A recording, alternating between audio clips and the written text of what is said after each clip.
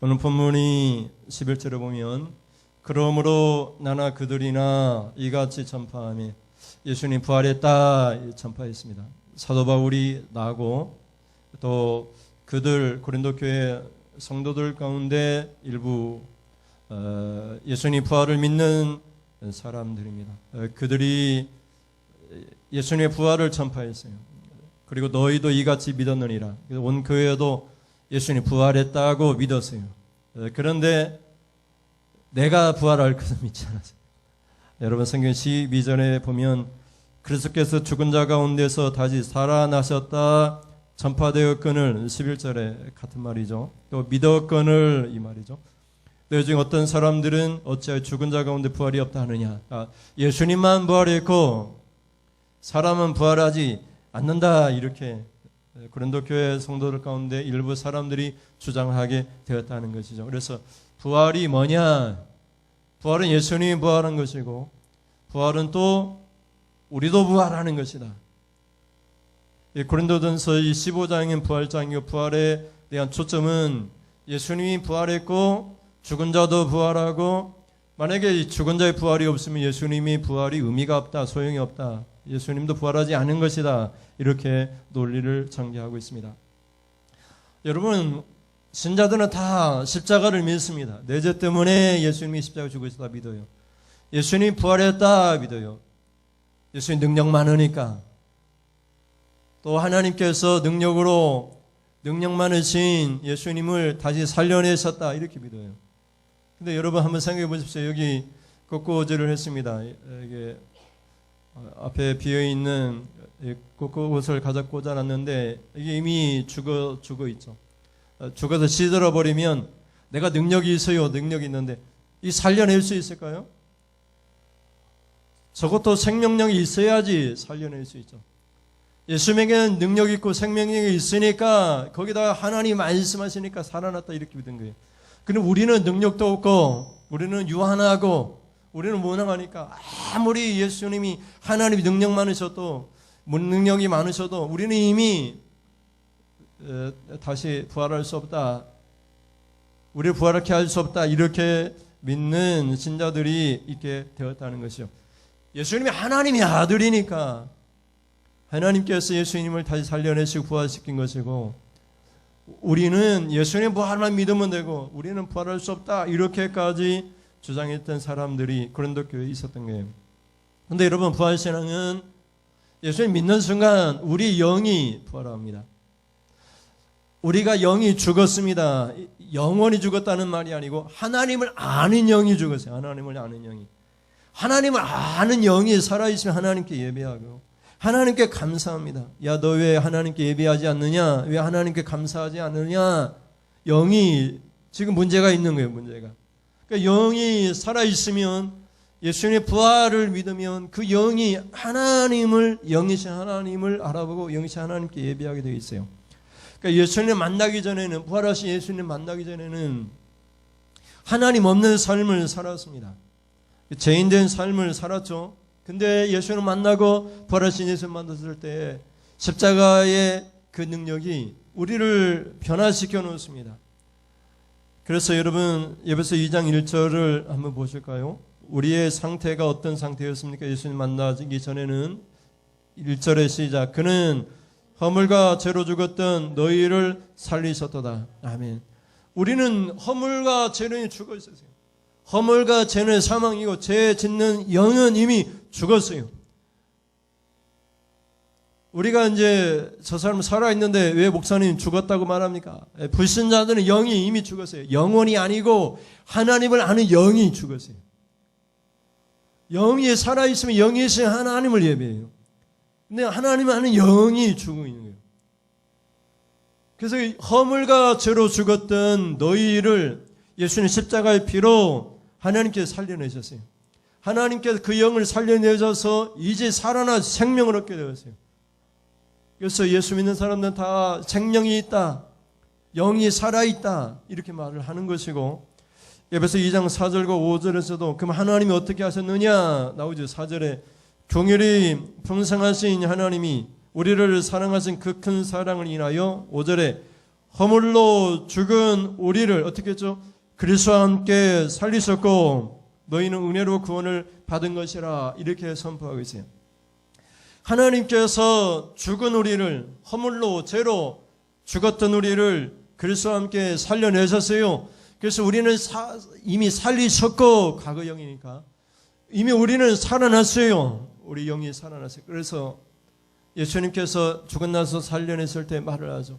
나를 믿는 자는 죽어도 살겠고 살아서 나를 믿는 자는 영원히 죽지 아니하리라 이렇게 말씀하고 있는데 육신으로 죽어있는 사람도 예수님 마지막 날에 오실 때 살아나요. 그 몸이. 그러나 지금 살아서 예수를 믿는 사람들은 그 영이 영원히 죽지 않습니다. 그 영이 살아있어요. 그 영이 살아있으므로 하나님을 예배하고 하나님께 찬송하고 살아있는 영의 삶을 살아가는 것이죠. 그래서 그 영을 생명력이 있는 삶이라고 그렇게 말을 하는 것입니다. 그러나 여러분 부활은 단지 예수님만의 부활이 아니에요. 예수님 분명히 부활했습니다. 그러나 부활을 믿는 이 신앙은 나의 영이 부활한 날이고 또 이 다음에 우리가 죽어서도 우리 몸이 부활하는 날이에요. 그러니까 예수님이 다시 재림할 때에는 우리 몸이 부활하고 우리가 예수님 믿는 순간 우리 영이 부활해요. 그래서 우리 영이 부활하면 영이 살아있기 때문에 영이신 하나님 앞에 예배하게 되어 있는 것이죠. 근데 여러분 영이 죽어 있으면 영이 문제가 되면 죄를 짓습니다.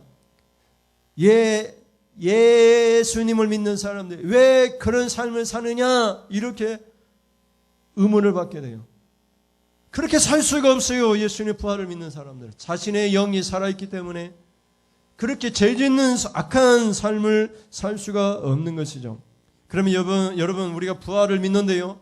부활은 우리의 믿음입니다. 사도 바울이 고백하는 것처럼 나나 그들이나 너희나 예수님의 부활을 선포했고 예수님의 부활을 믿습니다. 그런 이 부활이 어떤 우리 믿음인가를 한번 살펴보겠습니다. 첫째는 같이 보시면 첫째 부활은 죄로 죽었던 사람도 다시 살아나게 합니다. 여러분 사도 바울을 보십시오. 사도 바울은 고린도 이 편지를 기록했는데 사도 바울은 12사도가 아닙니다. 그런데 사도가 되었어요. 사도라 할 수 없는 사람이에요. 왜냐하면 그는 사도가 되기 전에 어떤 사람이었습니까? 사울이라는 이름을 갖고 있었는데 그 사울이 예수 믿는 사람들 교회를 핍박하고 죽이고 그리고 오늘 성경에서도 그는 박해자였다라고 말을 하고 있어요. 심히 교회를 박해했던 사람들이에요. 예수 믿는 사람들을 죽이고 예수님이 믿는 사람들 감옥에 쳐넣으려고 했던 그런 사람이에요. 스데반 집사님이 순교당할 때에도 이 사울은 어떻게 했습니까? 그래도 구경하고 조롱하고 그게 당연하다고 여겼습니다. 그리고 다메섹으로 가가지고 다메섹에 있는 성도들을 붙잡아 감옥에 쳐넣고 죽이기 위해서 종교 지도자들에게 공문서를 받아가지고 다메섹으로 갔습니다. 가는 길에 부활하신 예수님을 만났어요. 그렇게 박해자였던 그런 상대하기 힘든 정말 같이 있고 싶지 아니하는 사울을 부활하신 예수님이 만나주시니까 그 사울이 어떤 사람이 되었습니까? 그가 바로 그리스도의 일꾼이 되었어요. 그가 바로 복음을 전하는 사도가 되었습니다. 전혀 다른 사람으로 바뀌어졌어요. 이것이 부활에 대한 소망입니다. 사도 바울은 박해자였을 때에는 그 영이 죽었던 사람이고 부활하신 예수님을 만났을 때에는 그 영이 살아서 그리스도의 일꾼이 된 것을 볼 수 있어요. 오늘 9절 말씀에도 보면 고린도전서 15장 9절에 같이 보시면 나는 사도 중에 가장 작은 자라 나는 하나님의 교회를 박해였으므로 사도라 칭함받기를 감당하지 못할 자니라. 아멘. 그가 고백하는 것처럼 사도 바울은 예수님의 부활을 믿기 전에는 부활하신 예수님을 만나기 전에는 교회를 심히 박해했던 자예요.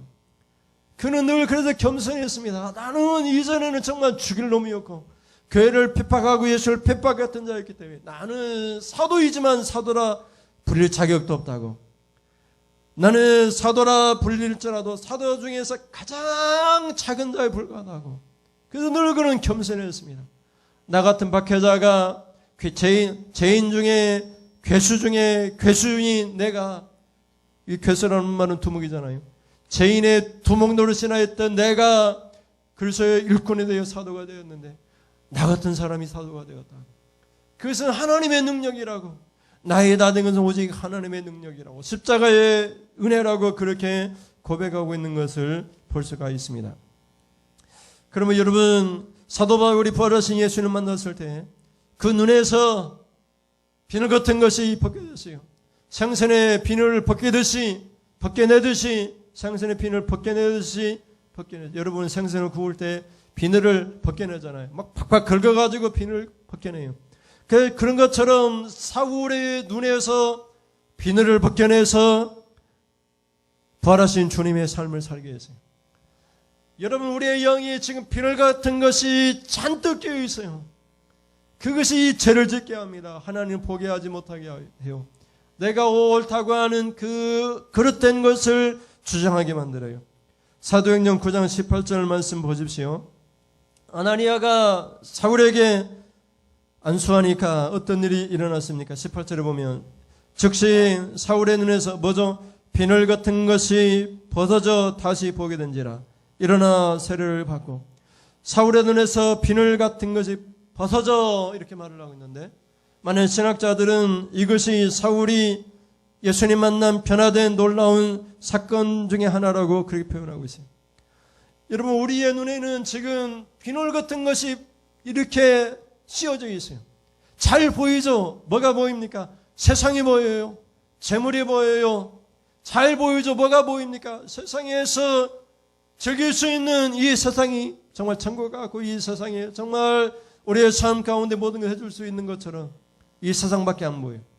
그 비늘이 벗겨져야 영적인 세계가 보이고, 그 비늘이 벗겨져야 하나님이 보이고, 그 비늘이 벗겨져야 사울과 같은 박해자가 사도 바울과 같은 그리스도의 일꾼이 되어지고, 사도라 칭함을 받기에 부족함이 없다라고, 사도라 칭함을 받기에 정말 나 같은 사람은 감당할 수 없는 사람을, 그 겸손한 자가 될 수가 있어요. 왜 교회를 다니면서 사람들이 교만합니까? 왜 사람들이 죄를 짓습니까? 죄를 짓게 하는 비늘이 지금 눈에 씌어져 있는 거예요. 그 씌어져 있는 것이 세상만 바라보게 하는 눈이 돼요. 세상밖에 안 보입니다. 영적인 세계는 보이지 않아요. 그래서 그 비늘 같은 것이 벗겨짐으로, 그가 부활하신 예수님을 체험함으로 그가 완전히 다른 사람, 복음의 전파자요 사도요 부활의 능력에 참여한 자가 된 것을 볼 수가 있습니다. 부활은 죄로 죽었던 박해자 사울을 다시 살려내셔서 사도 바울과 같은 위대한 그리스도의 일꾼으로 만들어놨습니다. 부활은 죽었던 사람을 완전히 바꿔놓습니다. 부활 신앙을 믿는 사람들은 사도 바울도 전파하고 교회도 믿고, 그리고 전파되고 믿는 이 예수 그리스도의 부활의 사건은 단지 예수님만의 부활이 아니에요. 예수님과 함께 부활한 날이고, 예수님의 이 부활이 우리의 삶을 완전히 뒤흔들어 놓는 거예요. 그래서 사울이라고 하는 박해자의 삶을 버리고 사도로서 그리스도의 일꾼의 삶으로 살게 하는 그런 능력인 줄을 믿으시기를 주님의 이름으로 축원을 드립니다. 여러분의 삶이 이제는 부활로 인하여서 다시 살아나는 부활의 삶이 될 수 있기를 축원드립니다. 둘째는, 부활은 어떤 믿음입니까? 부활은 둘째 같이 보시면 죽은 사람 가운데서도 부활이 있습니다.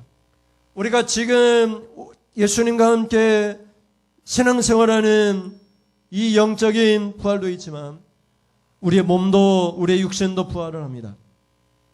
근데 여러분, 서두에서 말씀드린 것처럼 예수는 부활하셨지만 신자들이 죽으면 그 몸이 부활하지 않는다라고 주장하는 일부 고린도 교회의 일부 성도들이 있었다고 12절에 말을 하고 있어요. 예수님이니까 부활하고, 하나님께 예수님만 부활시키고 우리 같은 보통 사람들은 부활시킬 수 없다라고 그렇게 생각한 거예요. 부활이 없다라고 생각한 거예요. 그래서 아무렇게나 신앙생활하는 거예요. 죽으면 끝이다 이렇게 생각하는 거예요. 12절 말씀 보십시오. 다시 읽겠습니다. 12절에 그리스도께서 죽은 자 가운데서 다시 살아나셨다 전파되었거늘 너희 중에서 어떤 사람들은 어찌하여 죽은 자 가운데서 부활이 없다 하느냐. 여러분, 어떤 교인들은 죽은 자 가운데 부활이 없다라고 주장을 했어요. 부활이 없다는 거예요. 죽음은 죽은 사람은 부활이 없다. 예수님만 부활이 없다. 이렇게 주장을 하고 있었던 거예요. 그래서 부활 사랑이 없으니까 영적인 부활도 없고 죽은 자의 부활도 없고 그냥 예수님만 부활하고 예수님만 믿으면 됐지 아무렇게나 신앙생활하는 거예요. 그래서 사도 바울은 강력하게 주장합니다. 만약 죽은 사람이 부활하지 않으면 예수님도 부활하지 않은 것이다. 예수님 부활도 없다. 예수님의 부활은 우리의 부활의 첫 열매다. 우리도 부활한다. 예수님과 똑같이 그렇게 주장하고 있습니다. 3절에 가면 만일 죽은 자의 부활이 없으면 그리스도도 다시 살아나지 못하셨으리라. 아멘. 여러분 부활절이 되었습니다. 오늘 부활절입니다. 부활절 설교를 하고 우리가 메시지를 듣습니다. 예수님의 부활에 대하여 증언합니다. 증거를 많이 제시합니다. 그 예수님의 부활을 어떻게든지 믿으려고 합니다. 그래서 믿었습니다. 그러나 예수님의 부활만 믿어요. 우리의 부활을 믿지 않습니다. 현재적인 영적인 부활도 믿지 않고 우리가 장차 죽어서 우리의 몸이 썩어서 흙이 되어질지라도 우리의 몸이 다시 부활할 것을 믿지 않고 부활 이후에 우리에게 주어진 놀라운 영광을 생각하지 않고 이 땅 영광만 바라보고 살아가는 신자들이 너무나 많이 있어요.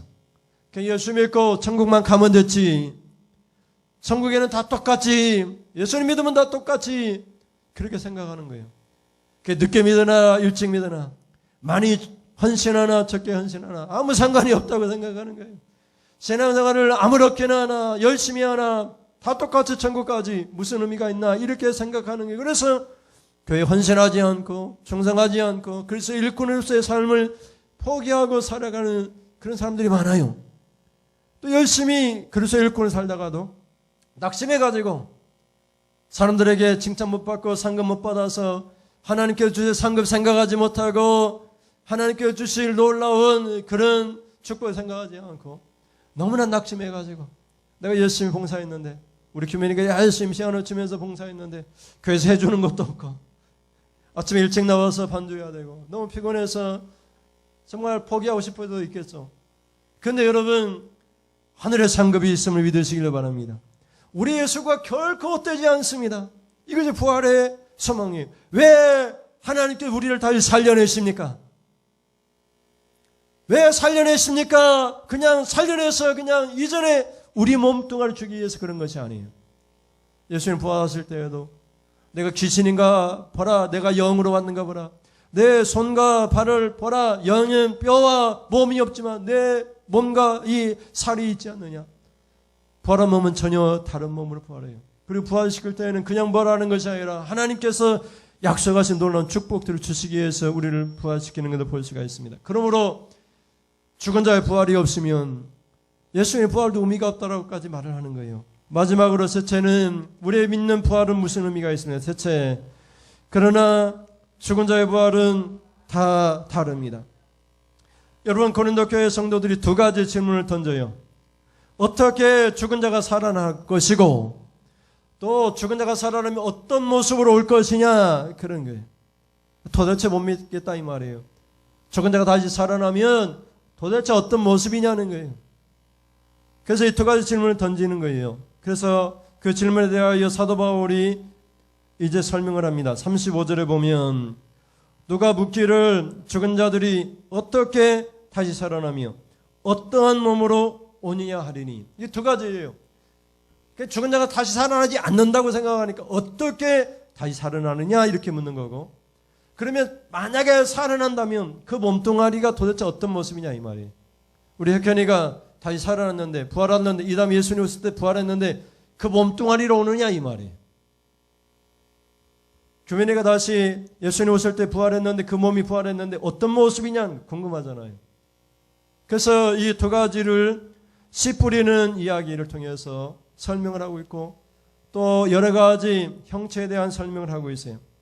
42절을 보십시오. 4절에 42절에 죽은 자의 부활도 그와 같으니 썩을 것으로 심고 썩지 아니할 것으로 다시 살아나며. 그래서 이 첫 번째 질문에 대해서 씨를 생각해 보자는 거예요. 씨를 하나 뿌렸습니다. 씨는 뭐 보이지 않는 씨도 있어요. 상추 씨는 뭐 얼마나 작은지 너무나 작아요.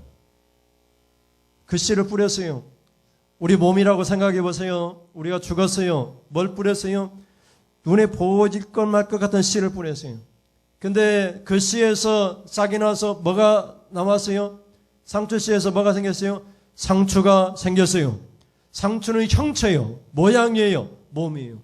그럼 뭘 뿌렸으니까 상추라고 하는 형체가 생겼어요? 보이지 않을 것 같은 상추 씨 작은 것을 뿌렸는데 결과적으로 뭐가 생겼어요? 상추라고 하는 이 아담하게 큰 상추가 생겼어요. 이게 형체라는 거예요.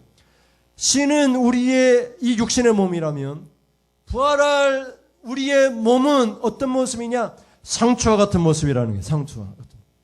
씨를 뿌려서 씨가 썩으니까 우리 몸이 죽어서 땅에 뿌려져 이 몸이 썩으니까 예수님 부활할 때 우리의 몸이 씨로 우리의 몸으로 부활하는 것이 아니라 상추 씨를 심었을 때 그 씨가 다시 싹이 나서 상추의 모양으로 커진 것처럼 부활할 때 모습은 상추와 같은 모습으로 그 형체로 부활한다라고 설명을 하고 있는 것을 볼 수가 있습니다.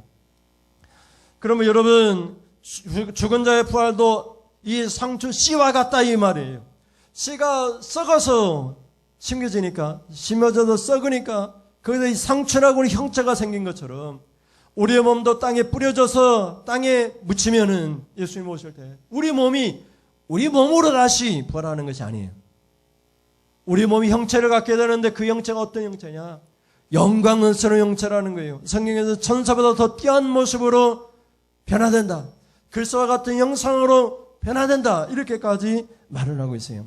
44절도 보면 육의 몸으로 심고 우리 육신으로 심습니다. 뭘로 다시 부활하느냐? 신령한 몸으로 다시 살아나나니 육의 몸이 있은즉 또한 영의 몸도 있느니라 이렇게 말을 하고 있어요. 이 땅에 살고 있는 우리 육신은 다 육의 몸이에요. 육의 몸. 그러나 이 육의 몸이 죽어서 땅에 묻히면은 예수님 오실 때 우리가 어떻게 부활하느냐? 영의 몸으로 부활해요. 신령한 몸으로 부활해요. 그래서 우리가 부활할 때에는 전혀 다른 모습으로 부활해요. 여러분 상추씨를 딱 갖다 놓고 한 번도 상추를 본 적이 없는 사람한테 야, 이 씨가 나중에 땅에 뿌려지면 뭐가 될 거겠느냐? 네가 한번 그려보라. 그러면 뭘 그릴까요? 뭐 답답하죠. 뭐 본 적도 없고 분명히 씨를 뿌리면 뭐가 난다고 하는데 뭐가 어떤 형상으로 어떤 형체로 생길지 모르잖아요. 그와 똑같은 거예요. 우리 육신의 몸을 땅에 묻히면은 예수님이 오실 때 다시 부활하는데 어떤 형체로 어떤 모양으로 부활할지 몰라요. 상상할 수 없는 일들이 일어나는 것이죠. 그와 똑같다라고 설명하고 있어요. 둘째는 그러면은 그 형체는 어떤 몸으로 오느냐? 다 죽은 자가 다시 이렇게 살아나는데 어떤 것으로 어떻게 오느냐? 이렇게 우리가 답을 한다면 어떤 씨를 뿌리냐에 따라서 형체가 다 달라요.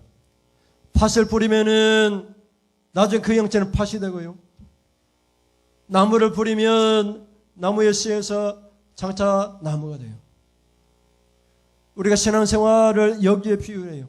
그리스도의 일꾼으로서 우리가 묻히면은 우리가 이 다음에 부활할 때 우리가 영광스러운 몸으로 부활을 하고요. 우리가 정말 교회를 다니는데 그냥 교회만 출입하고 왔다 갔다 어쩔 수 없이 부모가 가라고 하니까 이끌려가지고 어쩔 수 없이 이렇게 오는 사람들은 부활할 때 그 형체가 부끄러운 형체로 부활을 해요. 그래서 우리가 부활할 때에는 그 영광스러운 부활이 다 달라요. 다 달라. 다 똑같은 모습으로 형체를 가지고 부활하는 것이 아니라 다 각기 다르다고 설명하고 있어요. 부활하긴 하는데 부활해 보시면 다 달라요. 그 영광이. 어떤 사람의 영광은 엄청나게 영광스러워. 어떤 사람의 영광은 아주 보잘것없어요. 촛불보다도 더 보잘것없어요. 막 꺼져가는 촛불처럼 아주 부끄러운 영광 가운데 참여하게 돼요. 그런 말씀을 사도 바울이 전개하고 있습니다. 38절에 보면 38절에 하나님이 그 뜻대로 그에게 형체를 주시되 각 종자에게 그 형체를 주시느니라. 아멘. 하나님의 뜻대로 어떠한 삶을 살았느냐에 따라서 각기 다른 형체를 줘요. 각기 다른 형체. 그래서 우리가 부활할 때는 그 영광스러운 형체가 각기 달라요. 어떤 삶을, 어떤 신앙생활을 했느냐. 그래서 우리가 부활할 때는 전혀 다른 영광스러운 형체를 갖게 돼요. 그래서 그런 형체를 가리켜서 39절부터 보면 사람의 형체도 있고 짐승의 형체도 있고 새, 물고기, 하늘과 땅에 속한 형체도 다 다르듯이 신자의 부활도 다 다르다고 설명하고 있고 41절에 가면 이렇게 설명합니다. 같이 보시면 41절에 해의 영광이 다르고 달의 영광이 다르며 별의 영광도 다른데 별과 별의 영광이 다르도다. 아멘. 이와 같이 부활한 성도의 영광은 다 달라요. 다 달라. 여러분 예수 믿어서 천국에 가서 부활을 했어요. 부활을 했는데 이 등급의 차가 엄청난 거예요. 천국 가기 갔는데 어떻게 부끄럽게 가가지고 영광도 아니고 아무것도 아니고 천사보다 조금은 나은 것 같은데 나은 것 같지도 않고 그런 모습으로 부활에 참여할 수도 있다고 설명하고 있는 거예요. 해와 달과 별과 별의 영광이 다르듯이 예수 그리스도를 믿는 신자의 부활도 다 다르다고 설명하고 있어요. 그러므로 15장 마지막 절에 가서 58절에 이렇게 결론을 맺습니다. 어떻게 살 것인가? 영광이 다 다르는데 부활의 영광이 다 다르는데 아무렇게나 살지 말라는 거예요. 58절에 같이 읽습니다. 그러므로 내 사랑하는 형제들아 정말 사랑해서 그렇게 권면합니다. 어떻게 권면합니까? 견실하며 흔들리지 말고 항상 주의 일에 더욱 힘쓰는 자들이라. 이런 너희 수고가 주 안에서 헛되지 않을 줄 알미라. 아멘. 이렇게 결론을 맺고 있는 거예요. 우리가 예수님 안에서 수고하는 모든 일들이 결코 헛되지 않아요. 그것이 각기 다른 영광으로 우리가 부활에 참여하게 돼요. 각기 다른 영광으로 부활에 참여하게 돼요. 여러분 씨가 여러 가지 있는데 씨를 다 뿌렸는데 그 씨에서 다 다른 형체가 나오잖아요. 다른 형체가 나오듯이 우리의 몸이 이 세상에서 생활하다가 우리의 몸을 종자로 땅에 묻고 그리고 예수님 부활하실 때 우리의 몸도 부활하는데 그 부활할 때에는 하나님께서 하나님의 뜻대로 각 사람에게 각기 다른 영광스러운 형체를 주세요. 그 영광스러운 형체가 다 각기 다르다고 그렇게 설명하고 있는 것이죠. 여러분 예수님 부활하셨습니다. 우리 때문에 십자가를 주고 부활하셨어요. 그런데 예수님만의 부활이 아니라 예수님 믿는 순간 우리도 예수님과 함께 살아났어요. 우리의 영이 살아났어요. 영이신 하나님을 예배하고 영이신 하나님을 우리가 만남으로 교회를 박해했던 사울이 예수님을 만난 순간 예수님을 만남으로 부활을 체험하여 사도 바울이라고 하는 그리스도의 일꾼이 되었어요. 그리고 그리스도의 일꾼 된 사도 바울이 고린도 교회를 바라보니까 고린도 교회 가운데 예수님의 부활을 믿지만 죽은 사람의 부활을 믿지 않는 사람이 말을 하는 거예요. 죽은 자의 부활도 확실하고 만약에 죽은 자가 부활하지 않으면 예수님의 부활도 없는 거나 마찬가지로 선포하고 있습니다. 그리고 그 부활이 없다라고 하는 고린도 교회 성도들을 향하여 논증하기를 씨를 뿌리면 그 씨를 뿌리는 그 씨가 나오는 것이 아니라 형체가 나오는 것이라고 설명하고 있어요.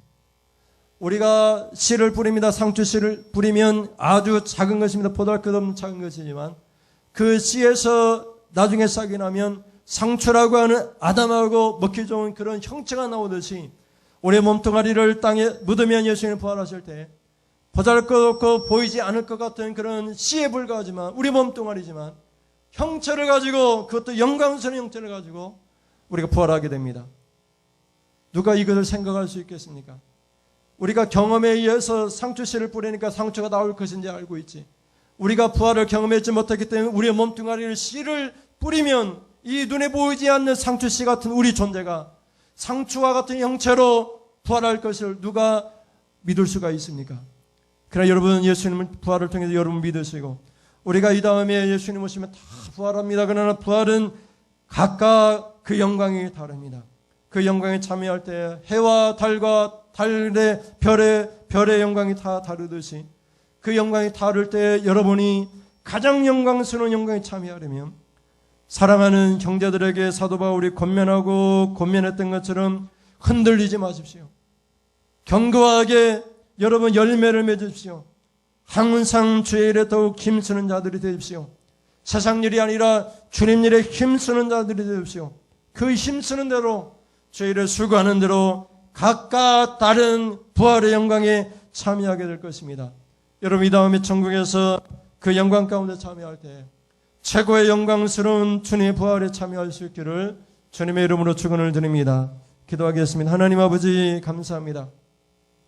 예수님의 부활을 믿지만 죽은 사람의 부활을 믿지 못하는 고린도 교회 성도들을 향하여서 우리가 사도 바울인 나나 고린도 교회의 성도들인 그들이나 또 너희도 전파하고 믿는 것은 예수 그리스도의 부활이지만 예수님만 부활한 것이 아니라 예수 믿는 순간 우리 영도 부활하여 하나님을 예배하고 하나님을 두려워하고 경외하게 되었으니 부활의 영광에 참여한 성도의 삶이 완전히 다른 삶이라고 하는 것을 사도 바울은 오늘 본문을 통해서 우리에게 깨닫게 하고 있습니다. 박해자였던 사도 바울이 하나님 그리스도의 일꾼이 되었고 사도가 되었습니다. 그리고 하나님 죽은 사람도 부활하고 부활할 때 하나님 그 부활의 모습이 어떠한 것인가를 우리에게 설명하기를 하나님 보잘것없는 우리 썩을 몸뚱아리를 심는다 할지라도 썩지 아니할 하나님 영광스러운 하나님 부활을 하게 될 것이라고 설명을 하고 있습니다.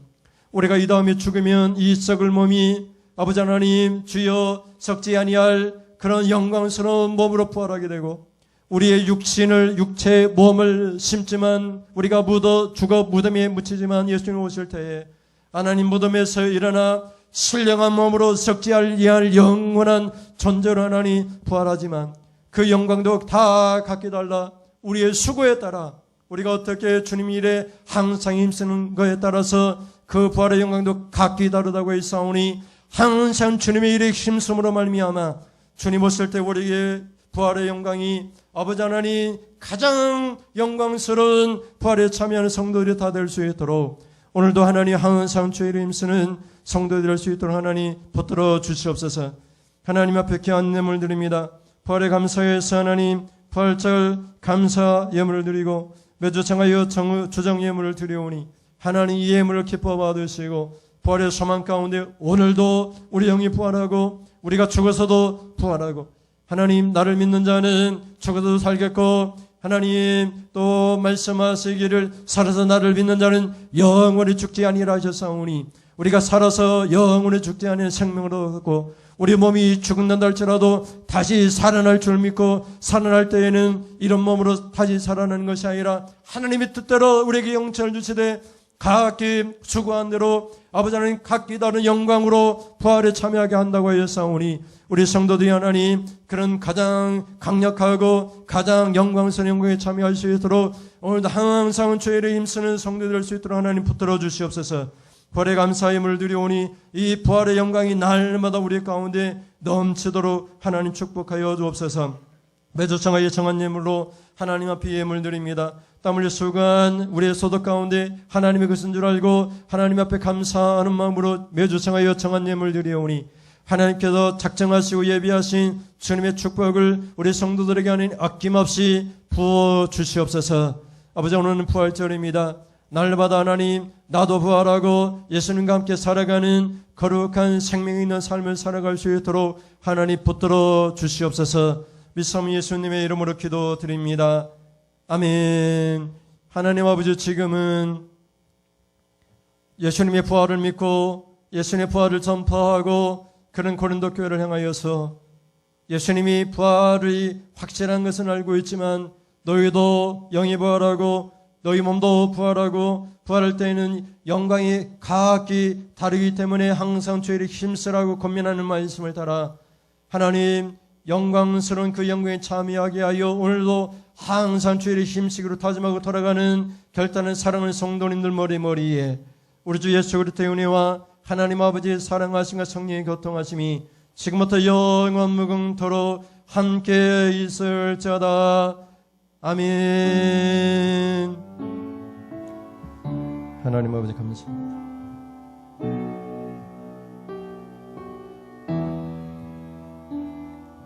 믿음은 날마다